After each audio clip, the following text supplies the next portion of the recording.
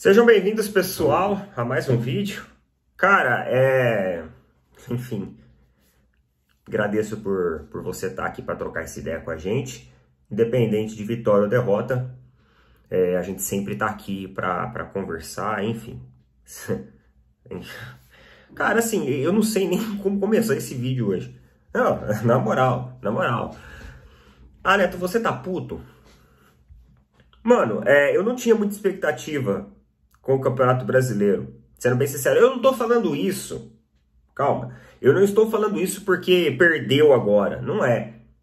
Palmeiras ali continua com a pontuação que estava. Ainda existe chance, tá tudo muito igual. Tá tudo muito igual. Mas assim, ressuscitamos, né? Colocamos o Flamengo para jogo de novo.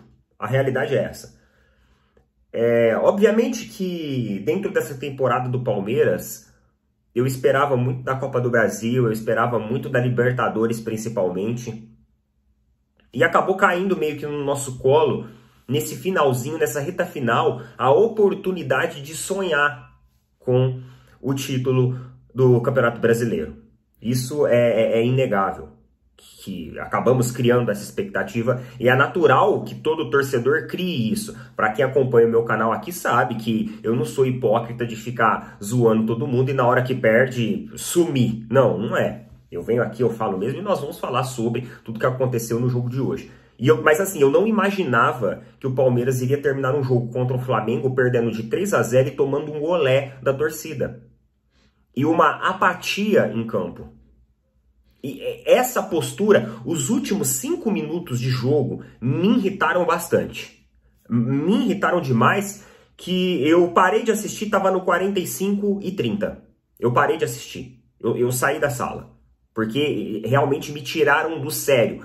Ver a apatia e a falta de vontade. Ah, Neto, mas o jogo já estava decidido. Concordo, mas puta que pariu, né? Além de levar 3-0, o Flamengo hoje, eu acho que teve a sua melhor atuação de 2023. Eu acho que foi a melhor atuação do time do Flamengo. E nós vamos comentar sobre essa questão de cartão e tudo mais. Tem gente fazendo aí o alvoroço na internet por causa de cartão. Mas enfim, foi a melhor atuação do Flamengo. Nós colocamos o Flamengo para jogo. O Flamengo volta agora, o Flamengo ganha gás. É um time que tem um jogo a menos também. Então, ou seja, se o Flamengo ganha o próximo jogo, matematicamente ele já está empatado com o Palmeiras, com o Botafogo, com o Bragantino, com todo mundo ali. E ainda o Bragantino acabou perdendo do São Paulo, né? Então o São Paulo fez a nossa vez ainda. Nós tínhamos tudo uma hora dessa para liderar a competição. Mas não lideramos e principalmente tomamos essa lavada, essa ensaboada, essa enxaguada dentro de um Maracanã lotado, dando olé, falando olé pra gente. E é isso é o futebol, mano. É o que eu falei no vídeo de hoje. É um jogo forte, de camisas fortes. Ah, o Flamengo não vinha com grandes atuações. Sim, mas hoje encontrou uma atuação brilhante. Hoje encontrou uma atuação brilhante e impecável do seu sistema de marcação. Primeiro tempo, vamos falar começar pelo primeiro tempo. Primeiro tempo, o Flamengo ele teve a humildade, o Tite ele teve a humildade de entender o jogo do Palmeiras. Então, no comecinho do primeiro tempo, a bola ela fica com o Palmeiras. E o Flamengo entende a dinâmica tática daqueles jogadores. Endrick, dupla marcação em cima dele. Teve um momento que até inverteu o Gerson de posição para ajudar na marcação do Endrick, que estava difícil marcar o Endrick. E o Endrick, com toda essa escalada de seleção e tudo mais, chamou muito a atenção. É um jogador que foi duplamente marcado hoje, porque hoje é o principal pilar estrutural ofensivo da equipe do Palmeiras. E o Flamengo fez isso muito bem, conduziu o início de jogo muito bem. O Palmeiras tentava dar velocidade para o jogo. O Flamengo tirava a velocidade. Mas não fazia muita questão de ficar com a posse de bola nos primeiros minutos. Tanto que surgiram boas possibilidades até de gol do Palmeiras. Breno Lopes praticamente perdeu um gol na cara. Só que aos poucos o Flamengo foi encaixando. O Flamengo foi se organizando. E a defesa do Palmeiras dormindo e espaçando. E, cara, o Flamengo entendeu qual que era o erro de marcação do Palmeiras hoje. A linha de 3 zagueiros do Palmeiras, ela estava espaçada demais. Basicamente, Luan, Gustavo Gomes e Murilo falhavam na sua marcação. falhavam ali naquela linha burra também e deixava os jogadores do Flamengo em condição, tanto que deixou o Pedro numa condição magistral em um toque perfeito do Pulgar, uma visão de jogo absurda. Pedro, com o tempo da bola certinha, saiu cara a cara. E aí o Pedro é aquele jogador que saiu cara a cara, meu amigo. Ele vai fazer gol. Ele pode estar no momento que for. Ele já tem recuperado a confiança nos últimos jogos. Ele já tem melhorado. Ele já tem voltado a ser aquele Pedro. E não deu outra. Ele fez isso hoje. Ele fez isso hoje. E aí, cara, como se não bastasse, mais uma vez o Palmeiras continua insistindo no seu erro de marcação. O Palmeiras tenta imputar velocidade, o Flamengo tenta tirar a velocidade e apostar na transição em velocidade. O Palmeiras fazia um jogo afobado. O Flamengo fazia um jogo cadenciado, apostando na velocidade. Era para ser assim o jogo do Palmeiras. O Palmeiras era para ser um jogo cadenciado, apostando na velocidade, sabendo usar a velocidade a seu favor. Mas hoje o Palmeiras não soube. O que aconteceu? Mais uma vez, novamente, na marcação espaçada de 3 zagueiros, eu falei que é perigoso.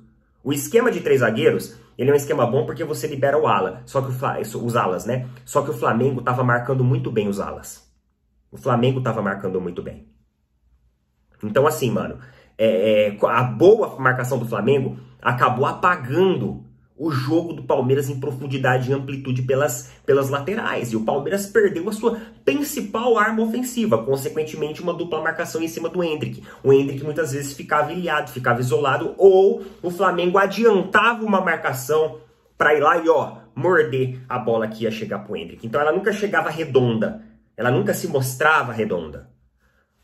E aí, em outra falha de marcação, acontece outro erro, que foi o gol ali do Arrascaeta. Basicamente foi a mesma coisa, cara. Assim, o desenho tático era a mesma coisa. Palmeiras espaçado, dando espaço. Veiga sumiu da partida. O Veiga tava jogando hoje, o Veiga ele entrou no jogo porque nem para cobrar falta ele conseguiu.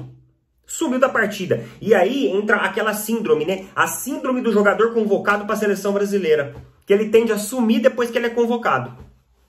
É um grande problema essa síndrome. Termina o primeiro tempo, o Flamengo faz um jogo extremamente disciplinado, uma marcação perfeita, Fabrício Bruno marcando bem, Léo Pereira marcando bem, Pulgar jogando o fino da bola, Arrascaeta jogando o fino da bola, Gerson, cara, indo e voltando. O Gerson não poupou corrida no jogo de hoje. Se precisava fazer jogadas ofensivas, ele estava lá. Se precisava voltar a marcar o Endrick, ele estava lá. Todo mundo colaborou. Luiz Araújo também. Obviamente que pro Luiz Araújo falta um pouco de técnica ainda, de refinamento, mas ainda jogando, mesmo assim, muito bem. Trazendo ali velocidade, trazendo vida, trazendo uma dinâmica flexível para o time do Flamengo. Termina o primeiro tempo, o Flamengo no controle absoluto do jogo. Essa é a realidade. Volta segundo tempo, o Abel faz as suas mudanças e aí vem o lance do cartão. E, cara, na minha sincera opinião, não adianta a gente tentar atribuir essa derrota do Palmeiras ao cartão. Eu já vi gente fazendo isso na internet. Só que não se esqueçam, enquanto o Flamengo estava ganhando de 2-0 e jogando melhor que o Palmeiras, eram 11 contra 11. Não tinha ninguém com cartão. E se eu sou palmeirense e aquele jogo acontece o inverso, eu iria querer expulsão também. Eu iria querer. Eu não sou nenhum especialista. Eu sempre falo aqui, eu não sou especialista, não sou juiz, não sou árbitro de futebol. Só que se o lance fosse o contrário, eu iria querer a expulsão do jogador adversário. Eu não vou ser hipócrita aqui, eu não vou ser negligente na minha opinião. Essa é a minha opinião, mano. Talvez você aí, palmeirense, tenha uma outra opinião, coloca a sua aí, mano, sem problema nenhum. A gente só tá trocando uma ideia aqui, beleza? E aí, cara, no segundo tempo, isso foi perfeito, porque isso matou qualquer equilíbrio tático dinâmico ofensivo do Palmeiras que o Abel tinha planejado, colocando o Luiz Guilherme. Na verdade, o Luiz Guilherme já era para ter entrado titular, para trazer velocidade. É um jogador diferente, é um jogador que o time adversário não conhece. Mas tudo bem, eu não vou entrar nesse aspecto agora de culpar o Abel ou de delegar a culpa disso ou culpa daquilo. Eu não vou entrar nesse discurso hoje. Hoje eu quero fazer um discurso para falar sobre o jogo, para falar sobre erros e acertos de ambas as equipes. E aí o segundo tempo se configurou de uma maneira perfeita para o Flamengo, porque o Palmeiras ficou com um jogador a menos, quebrou o equilíbrio tático e dinâmico. Endrick e Luiz Guilherme até tentavam alguma coisa no individual, até tentavam, muitas vezes iam 2, 3 jogadores fazer a marcação, mas isso acabou desestruturando o Palmeiras. Isso desestruturou o Palmeiras e ajudou com que o Flamengo ficasse muito confortável no resultado. mesmo assim mantendo uma boa marcação, mesmo ganhando de 2-0, com um jogador a mais, manteve uma boa marcação, manteve foco, manteve disciplina, manteve vontade. Eu falo pra vocês, essa na minha opinião foi a melhor partida do Flamengo, das que eu vi, né? Não vi todas, das que eu vi, foi a melhor partida que o Flamengo fez no ano de 2023. E foi justo contra o Palmeiras. Putz, isso que é foda. Mas, enfim. E aí, cara? Era uma questão de tempo, né? Pra, de repente, configurar mais um gol ali e tudo mais. E vocês já sabem o que vai acontecer. Mas os últimos minutos de jogo realmente me deixaram assim, putz, bem puto mesmo com aquele olé. Eu acho que a atuação do Palmeiras hoje foi uma atuação que o Palmeiras não entrou em campo entendendo que isso era uma final. O Flamengo entrou. O Palmeiras achou que aquele Flamengo de semanas atrás iria estar aqui de novo. Mas não tava. Aquele Flamengo ficou para trás e assim, se os caras realmente apertar o pé agora, os caras vão brigar por esse título sim. Isso vira a chave, isso muda a postura, muda a mentalidade, traz confiança e o campeonato vai pegar fogo. Coloca nas opiniões aí, tamo junto. Valeu, falou, até mais.